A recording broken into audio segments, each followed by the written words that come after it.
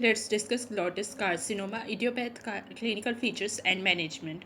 तो इसको हम 6 सेटिंग्स पे देखेंगे. First introduction, second TNM staging and classification, third etiology, fourth spread, fifth symptoms and sixth treatment.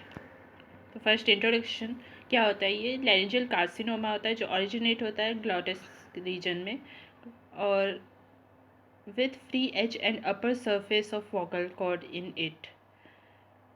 Free surface जो रहता है ना अपर सरफेस वोकल कॉर्ड का, उसके साथ ही रहता है एंटीरियरली, और मिडिल थर्ड रहता है as most frequent site. Anterior और मिडिल थर्ड उसकी मोस्ट फ्रीक्वेंट साइट रहती है वोकल कॉर्ड की ग्लॉटिक कार्सिनोमा के लिए.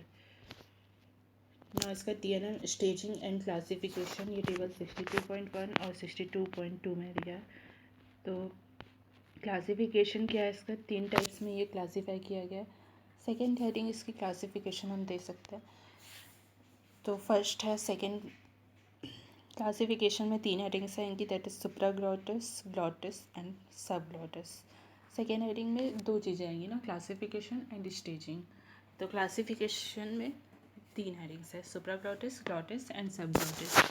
देन सुप्राग्लॉटिस में 4 चीज़ें आएंगी, that is suprahyoid epiglottis, lingual और लेरिंजियल सरफेस दोनों का. Second infrahyoid epiglottis and third aryepiglottic folds, laryngeal aspect only, and fourth arytenoids and fifth ventricular band sphere या false chords. तो पहले सुप्राहायोइड एपिग्लॉटिस में हो रहा है, फिर इंफ्राहायोइड एपिग्लॉटिस में, फिर एरी एपिग्लॉटिक फोल्ड्स में हो रहा है, फिर एरिटिनॉइड्स में, फिर वेंट्रिकुलर बैंड्स या फॉल्स कॉर्ड्स में. देन ग्लॉटिस में किसमें हो सकता है, ट्रू वोकल कॉर्ड्स में including anterior and posterior commissure. Then subglottis third heading, उसमें सब ग्लॉटिस में up to lower border of cricoid cartilage होता है. नाउ इसकी साइड्स डायग्राम में भी शो की गई है, दैट इज पायरिफॉर्म फोसा है ऊपर, देन नीचे फॉल्स वोकल कॉर्ड है, देन वेंट्रिकल है, देन ट्रू कॉर्ड है, और यहाँ पे सुप्रा ग्लॉटिस है ऊपर, देन ग्लॉटिस है 1 सेंटीमीटर का, और नीचे सब ग्लॉटिस है. तो ग्लॉटिस एक्सटेंड करता है हॉरिजॉन्टल प्लेन जो पास होता है लेटरल मार्जिन ऑफ वेंट्रिकल से at its junction with superior surface of vocal cord. Ventricle का और वोकल कॉर्ड का जो जंक्शन होता है वहाँ से लेकर 1 सेंटीमीटर बिलो तक. और सब ग्लॉटिस एक्सटेंड करता है लोअर लिमिट ऑफ ग्लॉटिस से लेकर lower border of cricoid cartilage तक. नाउ इसकी TNM स्टेजिंग देते हैं. तो फर्स्ट सुप्रा ग्लॉटिस आएगा, इसमें सेकेंड ग्लॉटिस आएगा, third subglottis, fourth regional lymph nodes, fifth distance metastasis, sixth stage grouping and seventh histopathologic grade. 7 headings आएंगी इसकी.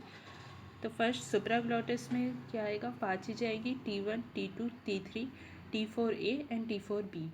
तो T1 में क्या होता है, ट्यूमर लिमिटेड रहता है सुप्रा ग्लॉटिस की एक सब साइड पे और वोकल कॉर्ड की मोबिलिटी नॉर्मल होती है.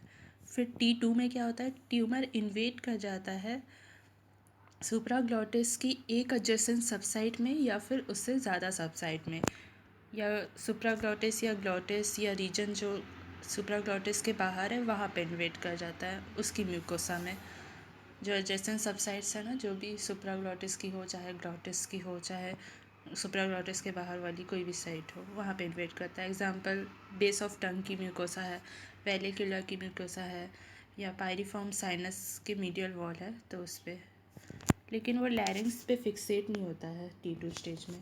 T3 में क्या होता है कि ट्यूमर लैरिंग्स में लिमिटेड रहता है और वोकल कॉर्ड का फिक्सेशन हो जाता है या फिर इन्वेड कर जाता है कोई भी फॉलोइंग में, जैसे कि किस में पोस्ट क्रिकॉइड एरिया में, या तो प्री एपिग्लॉटिक टिश्यूज़ में, या पैराग्लॉटिक स्पेस में, या माइनर थायराइड कार्टिलेज इन्वेशन कर जाता है. और T4A स्टेज में क्या होता है, ट्यूमर इन्वेड करता है थायराइड कार्टिलेज के थ्रू और इन्वेड करता है टिश्यू बियॉन्ड द लैरिंग्स, उन टिश्यूज़ को जो लैरिंग्स से बियॉन्ड होते हैं. एग्जांपल ट्रैकिया को, सॉफ्ट टिश्यूज़ ऑफ नेक को, including deep extrinsic muscle of tongue, जो टंग की डीप एक्सट्रिंसिक मसल है ना उनमें भी इन्वेड कर जाता है, या स्ट्रैप मसल्स या थायराइड या इसोफेगस में. देन T4B में क्या होता है, ट्यूमर इन्वेड कर जाता है प्री वर्टिब्रल स्पेस में, मतलब वर्टिब्रा के जस्ट आगे में जो स्पेस होता है वो, और एनकेस कर लेता है कैरोटिड आर्टरी. कैरोटिड आर्टरी को वो पूरी तरीके से सराउंड कर लेता है या फिर इन्वेट कर जाता है मेडिएस्टिनल स्ट्रक्चर्स में। ये T4B स्टेज होता है। नाउ ग्लॉटिस में अगेन 7 स्टेजेस आएंगे, इसमें 7 है, सुप्राग्लॉटिस में 5 थे। तो ग्लॉटिस में 7 क्या है, T1 है, T1A, T1B, T2, T3, T4A और T4B। तो यहाँ पे T1 का एक्स्ट्रा T1A और T1B भी आ गया है। नाउ T1 में क्या होता है, ग्लॉटिस में ट्यूमर लिमिटेड होता है वोकल कॉर्ड में और इन्वॉल्व कर सकता है एंटीरियर या पोस्टीरियर कमिशर। उसकी मोबिलिटी लेकिन नॉर्मल रहती है। और ग्लॉटिस के T1A में क्या होता है, ट्यूमर लिमिटेड रहता है एक वोकल कॉर्ड में। और ग्लॉटिस के T1B में क्या होता है, ट्यूमर इन्वॉल्व कर देता है दोनों वोकल कॉर्ड्स को। नाउ T2 में क्या होता है, ट्यूमर एक्सटेंड करता है सुप्राग्लॉटिस में या फिर सबग्लॉटिस में, या फिर इम्पेयर्ड वोकल कॉर्ड मोबिलिटी आती है। नाउ T3 में क्या होता है, ग्लॉटिस में ट्यूमर लिमिटेड रहता है लैरिंग्स में वोकल कॉर्ड फिक्सेशन के साथ, या इन्वेट कर जाता है पैराग्लॉटिस स्पेस में, या माइनर थायराइड कार्टिलेज इरोजन हो जाता है, थायराइड कार्टिलेज का इरोजन। नाउ T4A में क्या होता है, ट्यूमर इन्वेट करता है थायराइड कार्टिलेज के थ्रू, या इन्वेट करता है टिश्यू को बियॉन्ड लैरिंग्स जो होते हैं। एग्जाम्पल ट्रैकिया को, सॉफ्ट टिश्यूज़ ऑफ नेक को, जिनमें इंक्लूड होता है डीप एक्सट्रिंसिक मसल्स, टंग के स्ट्रैप मसल्स, थायराइड या ईसोफेगस। T4B में क्या होता है, ट्यूमर इन्वेट कर जाता है प्री वर्टिब्रल स्पेस को, वर्टिब्रल का पहले वाला स्पेस, या फिर कैरोटिड आर्टरी को सराउंड कर लेता है या इन्वेट कर लेता है मेडिएस्टिनल स्ट्रक्चर्स को। T4B सेम है सुप्राग्लॉटिस और ग्लॉटिस का। नाउ सब ग्लॉटिस में अगेन 5 स्टेजेस हैं, that is T1, T2, T3, T4A and T4B। तो T1 में क्या होता है, ट्यूमर लिमिटेड रहता है सब ग्लॉटिस में।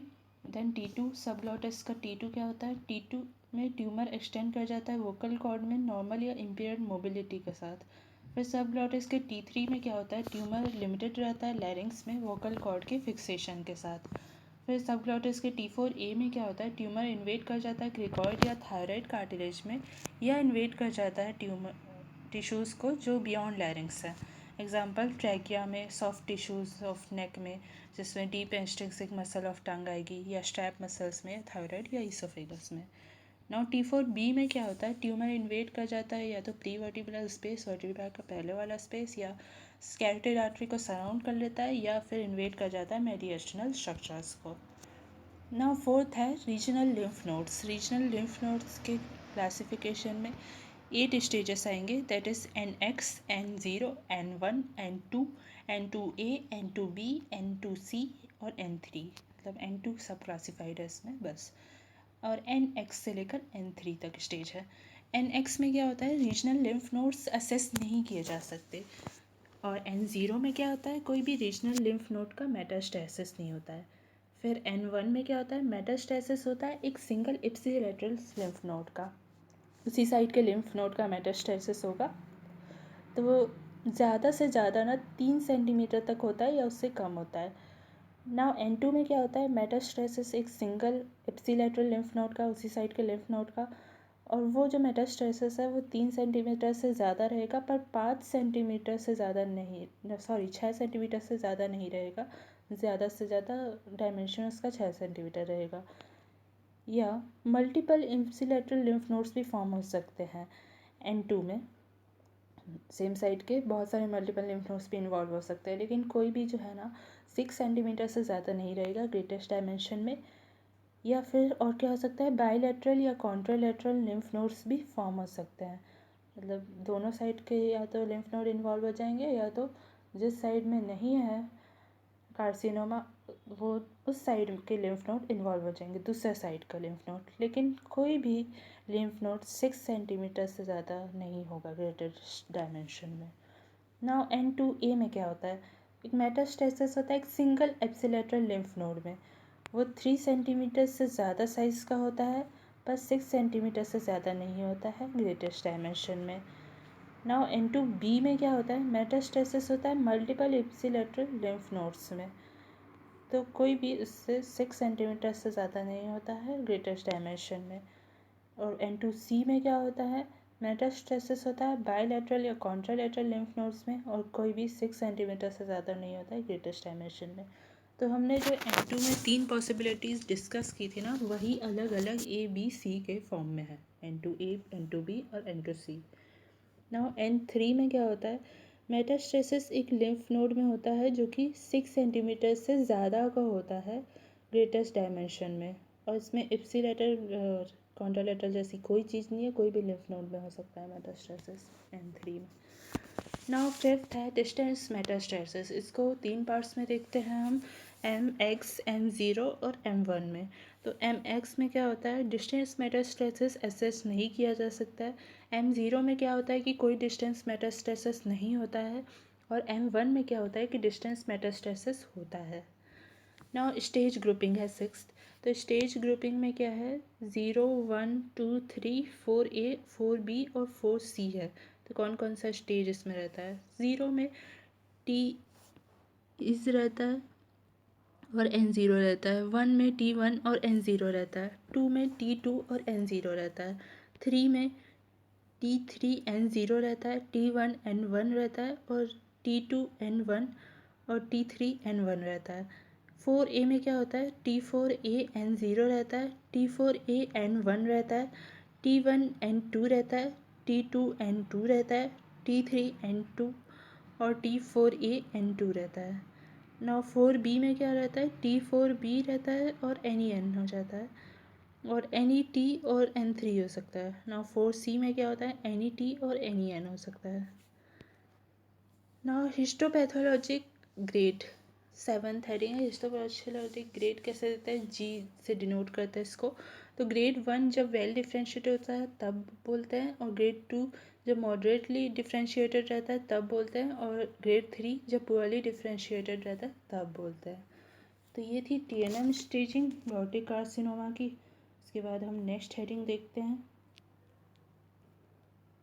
तो थर्ड हेडिंग है ईटियोलॉजी की। ईटियोलॉजी टोबैको एंड अल्कोहल के कारण हो सकता है, और सेकंड ऑक्यूपेशनल एक्सपोजर के कारण हो सकता है।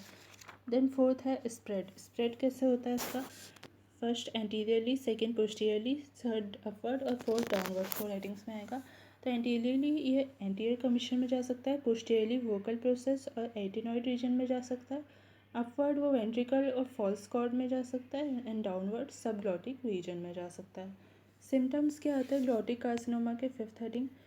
तो 3 हेडिंग्स में आएगा ये, hoarseness of voice, strider and laryngeal obstruction. तो हॉर्सनेस ऑफ वॉइस एक अर्ली साइन होता है क्योंकि कॉर्ड के लीजन्स अफेक्ट करते हैं उसकी वाइब्रेटरी कैपेसिटी को। और दूसरा स्ट्राइडर और लैरिंजल ऑब्स्ट्रक्शन क्या होता है, क्योंकि एकम्पनिंग ईडिमा के साथ ग्रोथ, साइज़ में भी ग्रोथ होता है वोकल कॉर्ड की, और साथ में कॉर्ड का फिक्सेशन भी हो जाता है, तो इसलिए स्ट्राइडर और लैरिंजल ऑब्स्ट्रक्शन हो जाता है। नाउ ट्रीटमेंट क्या है, sixth heading. First carcinoma in situ होता है, सेकेंड इन्वेसिव कार्सिनोमा, दोनों का अलग अलग ट्रीटमेंट है। तो कार्सिनोमा इन सीटू का ट्रांसओरल एंडोस्कोपिक कार्बन डाइऑक्साइड लेज़र करते हैं, तो ये इसका ट्रीटमेंट होता है कार्सिनोमा इन सीटू का। अगर लेज़र अवेलेबल नहीं है तो वोकल कॉर्ड की स्ट्रिपिंग कर देते हैं माइक्रोस्कोप के अंडर, और टिश्यू को बायोप्सी के लिए भेजते हैं। अगर बायोप्सी में इन्वेसिव कार्सिनोमा मिलता है तो रेडियोथेरेपी देते हैं, और अगर बायोप्सी में सिर्फ कार्सिनोमा इन सीटू मिलता है तो रेगुलर फॉलोअप फिर करते रहते हैं। नाउ सेकेंड है इन्वेसिव कार्सिनोमा, मेन ट्रीटमेंट इसके लिए चाहिए होता है। तो इसका फिगर 62.7 में भी दिया हुआ है। इसमें T1 कार्सिनोमा अगर रहता है ना तो रेडियोथेरेपी करते हैं। T1 carcinoma with extension to anterior commissure रहता है तो भी रेडियोथेरेपी करेंगे। Third T1 carcinoma with extension. अच्छा, इसका 5 हेडिंग्स हम देख लेते हैं। फर्स्ट हेडिंग क्या है, T1 कार्सिनोमा है, second T1 carcinoma with extension to anterior commission, third T1 carcinoma with extension to arytenoid, fourth है T2 N0 एंड फिफ्थ है T3 एंड T4। तो T1 कार्सिनोमा अगर रहेगा तो रेडियोथेरेपी करेंगे। Second T1 carcinoma with extension to anterior commission अगर रहेगा तो भी रेडियोथेरेपी करेंगे। Third T1 carcinoma with extension to arytenoid रहेगा तो एज एबव ही करते हैं, पर सर्जरी को प्रेफर करते हैं, रेडियोथेरेपी ही करते हैं पर सर्जरी प्रेफर करेंगे। नाउ फोर्थ T2 N0 में 2 कंडीशंस है, अगर कॉर्ड मोबाइल है तो रेडियोथेरेपी करेंगे, और कॉर्ड इमोबाइल है तो कंजर्वेशन सर्जरी करते हैं। Then fifth T3 and T4 में क्या करते हैं, टोटल लैरिंजेक्टोमी करते हैं। इसका डायग्राम हम नेक्स्ट वीडियो में देखते हैं। Let's continue it.